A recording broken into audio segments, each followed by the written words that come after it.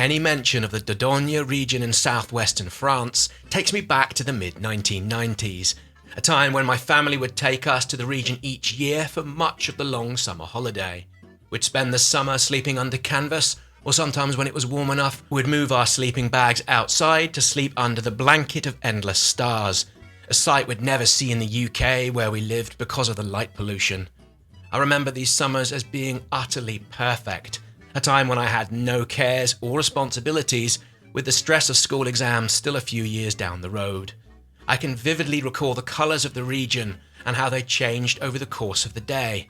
Likewise for the sounds of the countryside, the babbling streams and noises of the birds in the trees, the light dappling through the branches while sitting down to a family picnic, the early morning mist across the fields which clears as the sun rises, and the richness of the greens, browns and yellows you can only see in nature. I hope there's never a time where I'm unable to recall these holidays.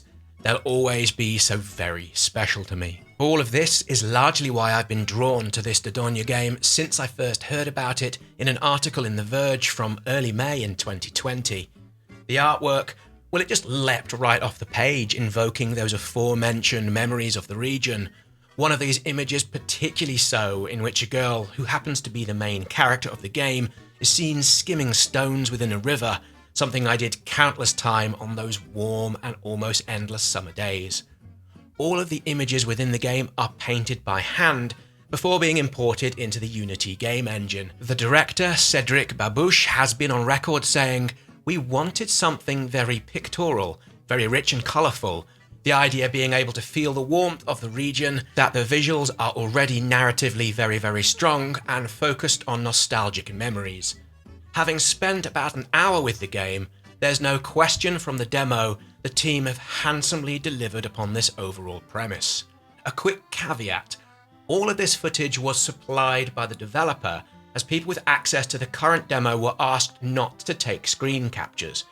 Naturally, I was somewhat suspicious of this request, although I can partially understand the rationale, although personally, I'd have allowed players to take footage, although not from the initial start of the game, to avoid potential spoilers. However, I am happy to say these visuals do fully represent my experience of playing the game, so please set aside any worries you may have in that regard. If all of this is new to you, let me add a little bit of additional context. Dordogne is a narrative-driven adventure game which tells the story of a 32-year-old woman called Mimi who visits her grandmother's house in the titular region of France. You've made the trip after a long absence of doing so, seemingly at the request, or more likely the demand of your father, who's estranged from his own mother. Now, the reason for this estrangement isn't elaborated upon that much within the initial hour of the game, and I'm somewhat desperate to flesh this part of the story out. In any case, you're driven to return to the house with the view of discovering a keepsake memory box put together by your grandmother, who incidentally has recently passed away. Your father's apparent animosity to your mother continues with her passing. Him and Mimi exchange messages from a delightfully looking pre-smartphone mobile phone, in which he informs his daughter the house will be cleared of all furniture and belongings in a short period of time. There's evidently little, if any, grieving on your father's part at play here, although I suspect this apparent indifference will upend itself at some point in the future. Having arrived at the house in a delightful straight-out-of-Gallic central casting double chevaux, you get on with exploring the house, its surroundings and beautiful garden. When presented with the first puzzle of the game, and I mean puzzle in the loosest term as possible, as it's really more an interaction with another object, I got a sense of a real physical interaction with the object I'm playing with via the mouse and buttons. I assume this is simply a manifestation of knowing what such an interaction feels like, in this instance taking apart the mailbox from outside the front gate to retrieve a key for the house. I can't recall a game I've played, even for as short a time as this, that's had me perceive such a sense of haptics and tactile sensations. I got the same feeling of physicality in other instances within the demo, such as striking a match to light a candle, and in operating the camera you're given towards the end of the playtime. It's also these interactions that enable the adult Mimi to recall those memories of her younger self, with us being taken back in time to a summer just prior to her family moving overseas, where she's taken unwillingly from her Parisian home to spend time out in Dordogne.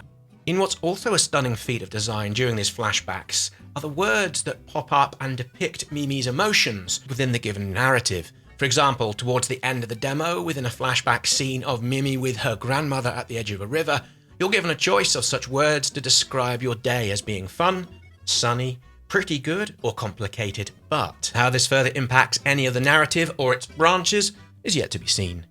I'm also rather taken with the way Dordogne offers you a binder in which to keep track of your childhood memories. This also serves as a quest guide and map, although the act of collecting various things you find about the place and inserting the photos you take as keepsakes further drives home the game's sense of nostalgia and memory. Who didn't do similar things all the way back then?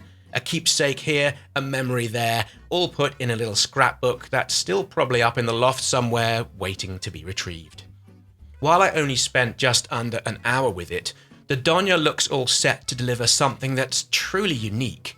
There's nothing out there that looks like this, and while the point-and-click delivery mechanics is in itself nothing new, it's delivered here in such a partnership with the visuals that feels like in itself nothing like I've played before. In many ways, on the basis of this demo, it feels more like an interactive animation movie rather than a video game. Dordogne could be very special, with it coming out this spring on all of the usual consoles and PCs. Hopefully I'll have a full review up when the embargo lifts, so don't forget to subscribe with all of the notification bells turned on to not miss out on that in a few months or so's time. Many thanks for watching, and I look forward to seeing you all here again soon for another indie game video.